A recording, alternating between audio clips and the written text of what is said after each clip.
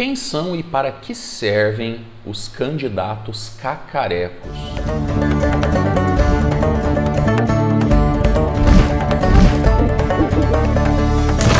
Caríssimos peripatéticos, sejam mais uma vez muito bem-vindos ao canal Missionário, o canal mais catilogente aqui do YouTube. É o professor Renan.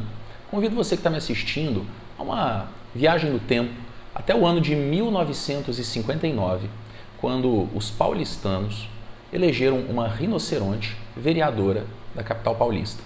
Nossa, Renan, como assim? Uma rinoceronte eleita para a Câmara dos Vereadores? Pessoal, vou contar direitinho essa história para vocês, mas antes eu quero pedir que você que está me assistindo, caso não tenha se inscrito ainda no canal, se inscreva agora e aproveite para clicar no sininho da notificação para ficar sabendo dos próximos conteúdos que eu vou publicar por aqui. Muito bem, em 1959 foram realizadas eleições municipais em todo o Brasil. Na cidade de São Paulo não foi diferente. Só que naquela época as cédulas eram de papel. O eleitor pegava a sua cédula e preenchia, escrevia a caneta o nome do candidato em quem ele queria votar. Pois eis que, como o papel aceita tudo, Cacareco, a rinoceronte fêmea do Zoológico Municipal de São Paulo, acabou sendo a mais votada dentre todos os candidatos a vereador na cidade. Claro que a Cacareco não era candidata, né, galera? Só que, como eu disse, papel aceita tudo. Você poderia escrever o que você quisesse. E olha só que coisa interessante. Num universo de pouco mais de 1 milhão de eleitores, Cacareco teve quase 100 mil votos.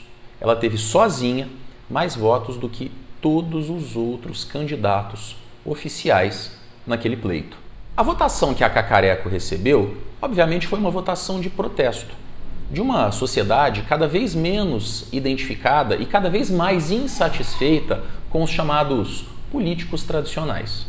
Agora voltemos para o ano de 2022. Se você está acompanhando a mídia, sabe que o assunto do momento é a história do morador de rua que foi pego em um carro em pleno ato sexual com uma mulher misteriosa e que foi espancado pelo marido dela. Na última semana, após uma série de informações desencontradas, de perguntas mal respondidas, o dito mendigo teve a oportunidade de contar a sua versão dos fatos para a imprensa numa entrevista que ainda não foi toda ao ar, mas chamou a atenção o fato de que logo depois chegou a público a notícia de que ele havia sido convidado para se candidatar a deputado federal por nada menos do que 4 partidos diferentes. Daí nós lembramos que a política brasileira e boa parte dos eleitores do nosso país gostam de figuras exóticas, diferentes, os chamados outsiders, aqueles que não têm absolutamente nada a ver com a política, mas resolvem se aventurar no mundo da coisa pública. Dançarinas, cantores, até um palhaço tiririca que já está no seu 3º mandato como deputado federal. É interessante lembrar que essas figuras estranhas ao meio político são conhecidas como candidatos cacarecos, uma referência à nossa amiga rinoceronte. Esse tipo de voto é conhecido, como eu disse, como voto de protesto. Um eleitorado que não quer, não se identifica, não quer saber dos candidatos tradicionais e acha que votando em uma dessas figuras vai estar colocando alguém diferente ou, pelo menos, rompendo com o sistema político tradicional. Agora, para além do folclorismo, do exotismo dessas figuras, é importante a gente conhecer qual é o real papel desses cacarecos na política brasileira, especialmente no nosso sistema eleitoral. Conforme eu já expliquei aqui em um outro vídeo, que aliás eu vou deixar o link aqui na descrição para você assistir caso não tenha assistido ainda, o sistema eleitoral brasileiro adota o chamado voto proporcional. Nesse vídeo que eu vou deixar aqui na descrição para vocês, eu explico direitinho como é que funciona. Mas resumindo, a gente pode dizer que o voto que o candidato recebe não pertence exatamente a ele, mas sim ao partido a que ele pertence. Existe ainda um outro indicador, que é o chamado quociente eleitoral, que resumidamente é o número mínimo de votos que um partido precisa ter para eleger um deputado. Esse índice muda de uma eleição para outra, mas basicamente quanto mais votos o partido tiver, independente de qual seja o candidato que tenha recebido esses votos, mais deputados ele tem chance de fazer, porque mais vezes ele pode alcançar esse quociente. Só para vocês entenderem um pouquinho melhor, vamos imaginar uma situação hipotética em que numa determinada eleição o quociente eleitoral seja de 10 mil votos. Cada partido tem que ter no mínimo 10 mil votos para eleger um deputado. Se o partido teve 10 mil votos, somando todos os votos dos seus candidatos, ele elege um deputado. Se ele teve 20 mil votos, ele elege 2. Se ele teve 30 mil, ele elege 3. E os deputados eleitos sempre serão aqueles que estão encabeçando a lista, os mais votados dentro do partido.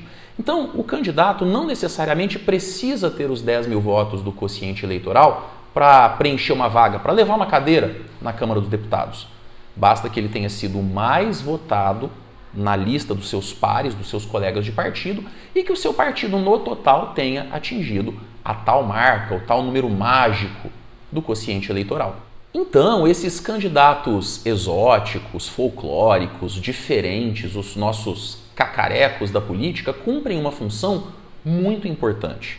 Porque, mesmo não sendo eleitos, o exotismo da sua candidatura acaba puxando votos para o partido e eles contribuem para que o partido consiga alcançar mais vezes o quociente eleitoral tão desejado. Agora, existe uma outra situação que é relativamente rara, mas já aconteceu algumas vezes na nossa história recente, que é a seguinte: candidatos muito bem-sucedidos, que conseguem uma votação muito maior do que a necessária para ganhar uma cadeira na Câmara dos Deputados, que ultrapassam muitas vezes a marca do quociente eleitoral, acabam ajudando colegas de partido a se elegerem também.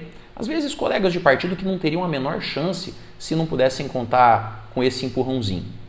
Tiririca, por exemplo, nas eleições de 2010, teve uma votação tão grande que ajudou a levar para a Câmara dos Deputados outros 7 colegas de partido, que sem ele não teriam a menor condição de ganhar a eleição.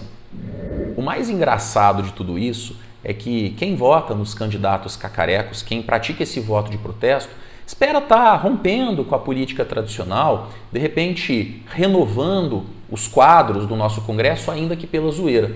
Agora, o que a gente tem observado na prática é justamente o contrário. Esses candidatos cacarecos, eleitos ou não, com os votos que recebem, ajudam a perpetuar a política tradicional e os velhos caciques do nosso poder legislativo, que já estão lá há 5, 6 mandatos. E você que está me assistindo deve estar se perguntando, ou até querendo me perguntar: Renan, mas o que fazer numa situação dessas? Olha, é claro que o voto de protesto é um direito do eleitor. Eu não estou aqui para bancar o fiscal eleitoral, muito menos o guru de costumes.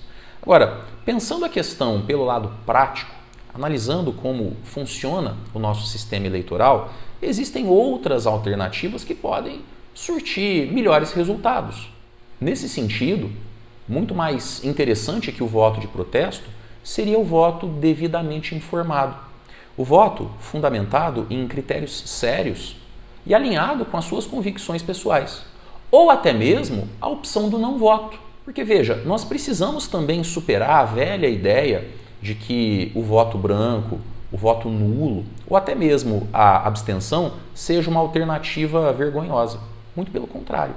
Analisando as consequências que geralmente um voto de protesto tem sobre a nossa política, é preferível não votar em ninguém do que votar em um cacareco. Mas e você que está me assistindo, gostou desse vídeo? Achou que ele contribui para esclarecer um pouco melhor como funciona o nosso sistema eleitoral? Se sim, não deixe de curtir e compartilhar com os seus amigos. Assim você me ajuda a divulgar meu trabalho e compartilhar essa missão que está só começando.